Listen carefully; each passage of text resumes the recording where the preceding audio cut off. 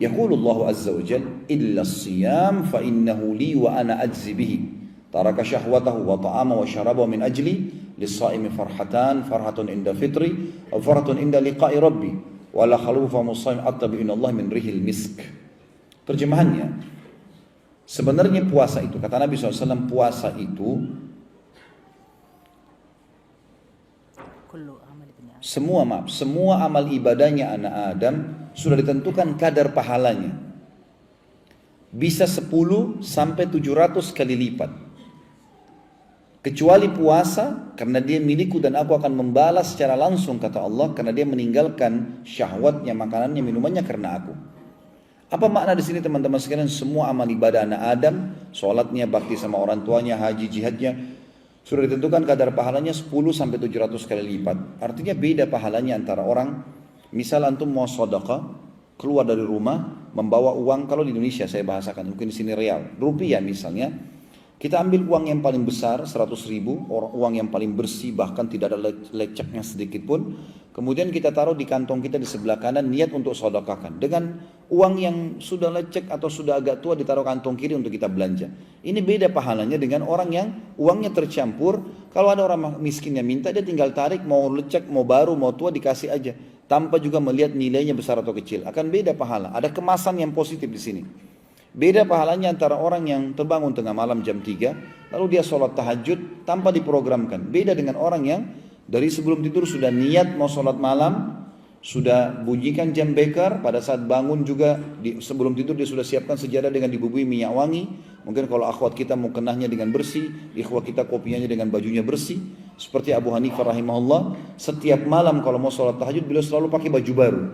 Setiap hari baju baru. Rahimahullah. Jadi karena ingin tahu, ingin bertemu dengan Allah. Seperti kalau kita ketemu dengan raja atau presiden, kita akan pilih baju yang terbaik.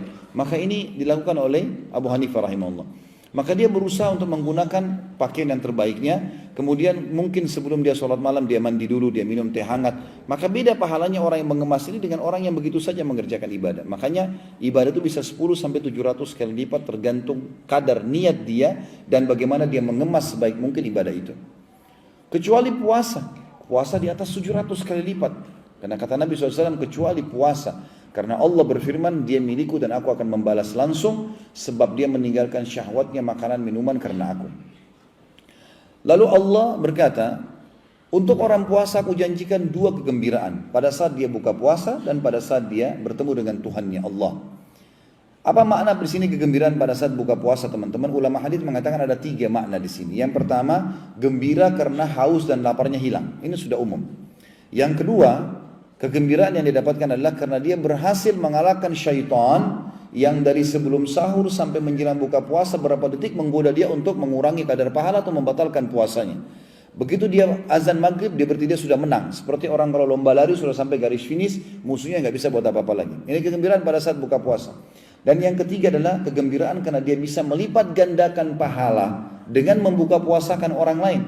Sebagaimana akan kita jelaskan nanti. Itu kegembiraan. Jadi satu hari kita bisa dapat pahala 50 pahala puasa, 100 pahala puasa, 1.000.000 pahala puasa. Tergantung antum mau berapa banyak. Tinggal buka puasakan orang. Ya, gitu. Maka kita akan panen pahala. Maka pada saat buka puasa kita akan gembira di sini orang-orang beriman karena dia akan panen pahala dia dan pahala orang yang dibuka puasakan.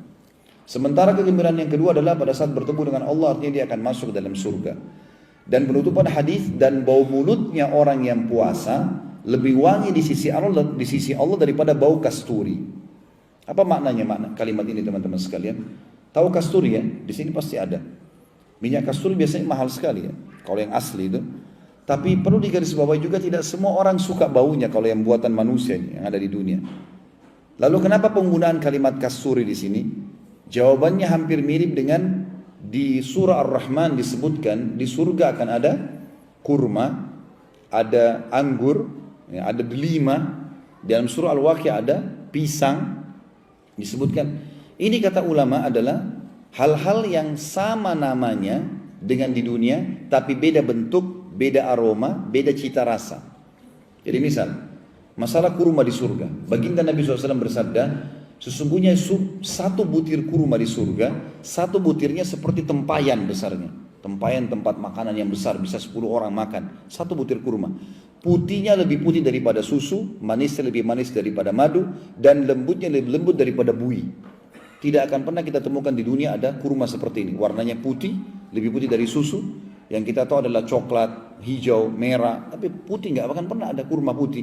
Dan rasanya lebih manis daripada madu dan lebih lembut daripada bui. Tapi seperti itulah. Makanya kata ulama yang disebutkan di surga adalah sama dari sisi nama dengan dunia, tapi beda dari sisi bentuk, aroma, dan cita rasa. Begitu juga dengan kasturi. Kasturi surga beda teman-teman sekalian dengan kasturi dunia. Banyak sering digunakan kalimat ini ya. Seperti misalnya, selain bau mulutnya orang yang puasa di sisi Allah lebih wangi dari bau kasturi, juga ada hadis tentang orang yang mati syahid. Yang kata Nabi SAW, orang yang mati syahid akan menetes darah dari lukanya dan mengeluarkan wangi lebih wangi dari bau kasturi. Atau sebagai semerbak kasturi gitu kan. Maka kata para ulama ini adalah kasturi akhirat. Dan yang dimaksud dengan kalimat Nabi SAW, sesungguhnya bau mulutnya orang yang puasa di sisi Allah lebih wangi dari bau kasturi adalah ahli surga yang rutin puasa. Nanti kalau dia ngobrol dengan ahli surga yang lain dan di surga itu, mulutnya mengeluarkan bau kasturi yang wangi. Dan ini tidak berlaku bagi orang yang tidak puasa. Misal, ada orang meninggal tidak sempat puasa Ramadan. Mungkin kena kejahilan atau kena maksiatnya. Lalu dia masuk neraka dulu, dibersihkan dosanya, lalu dia masuk ke dalam surga. Nanti dia nggak dapat fasilitas itu. Jadi ini bukan maknanya teman-teman. Kalau kita baca dalam hadis misalnya, teman-teman baca buku, oh bau mulutnya orang yang puasa lebih wangi di sisi Allah dari bau kasturi. Bukan kita datang ke teman kita lagi puasa gini, ini cium bau mulut saya, kita tiupin ke dia. Itu bisa pingsan dia nanti. Karena pasti bau mulut kita ada, gitu kan.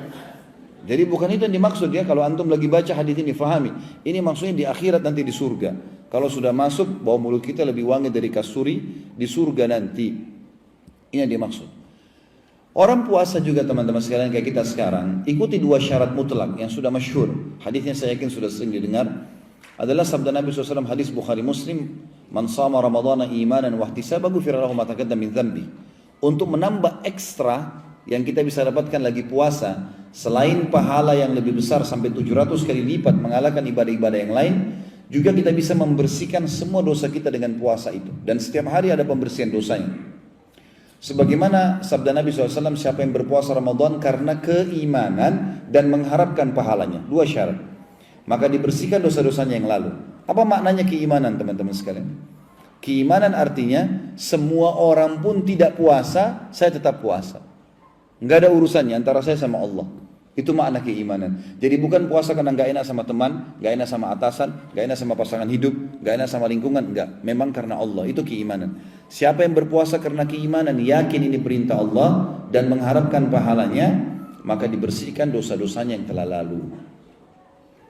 Puasa ini teman-teman, harus diikutkan seluruh anggota tubuh kita puasa.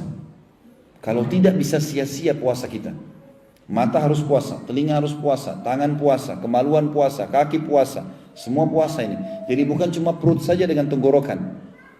Misal contoh sabda Nabi SAW dalam sebuah hadis sahih riwayat Bukhari, man